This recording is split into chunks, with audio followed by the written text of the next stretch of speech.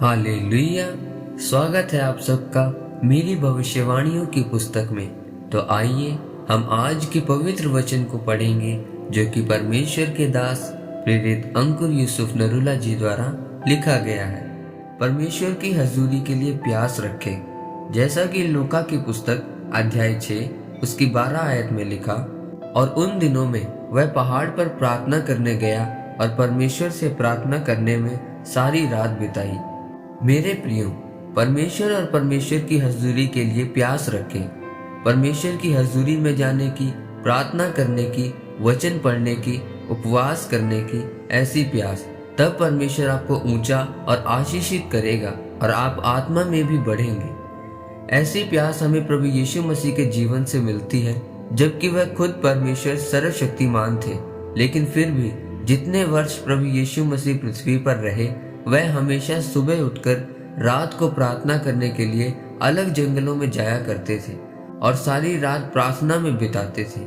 वह प्यास जो प्रभु यीशु के अंदर थी, उसकी वजह से प्रभु यीशु मसीह अपनी सफलता तक पहुंच पाए।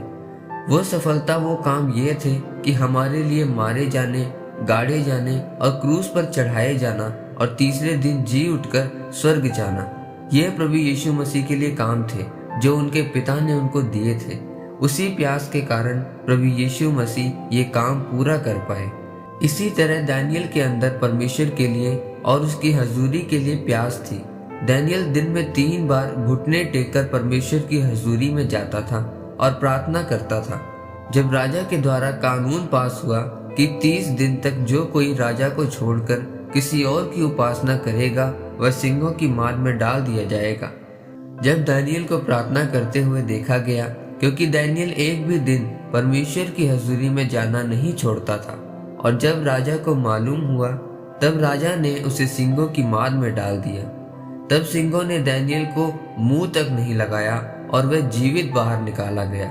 ये इसलिए हुआ क्योंकि दानियल के अंदर परमेश्वर की हजूरी के लिए प्यास थी और उसने अपनी इसी प्यास को कभी खत्म नहीं होने दिया। आज बहुत सारे लोगों के अंदर परमेश्वर की हजूरी के लिए कोई प्यास नहीं है और वे अपना ज्यादा समय टीवी में और मोबाइल फोन में बिताते हैं। फिर वे अपने जीवन में संघर्ष करते हैं और कुछ हासिल नहीं कर पाते। बाइबल बताती है कि दाऊद 66 लड़ाइयां लड़ा और वह एक भी लड़ाई कभी भी नहीं हारा। उसको परमेश्वर ने दीर्घायु दी थी और वह लंबी उम्र जी कर परमेश्वर के पास गया और परमेश्वर ने उसके दुश्मनों को नाश किया और उसके राज्य को स्थिर किया। यह इसलिए हुआ क्योंकि दाऊद परमेश्वर की हजूरी में हमेशा जाया करता था। दाऊद दिन में 7 बार परमेश्वर की हजूरी में जाता था। उसके अंदर परमेश्वर की हजूरी के लिए प्यास थी। इसलिए मेरे प्रियो, आपके अंदर परमेश्वर के लिए और परमेश्वर की हजूरी के लिए प्यास होनी चाहिए। जब आपके अंदर परमेश्वर की प्यास होगी, तब आप परमेश्वर की हजूरी में प्रार्थना में जाएंगे और आप सफल होंगे। इस वचन के द्वारा परमेश्वर आपको आशीषित करे। आमीन। आइए परमेश्वर के दास के द्वारा लिखे गए इस अंगीकार को आप मेरे साथ करें।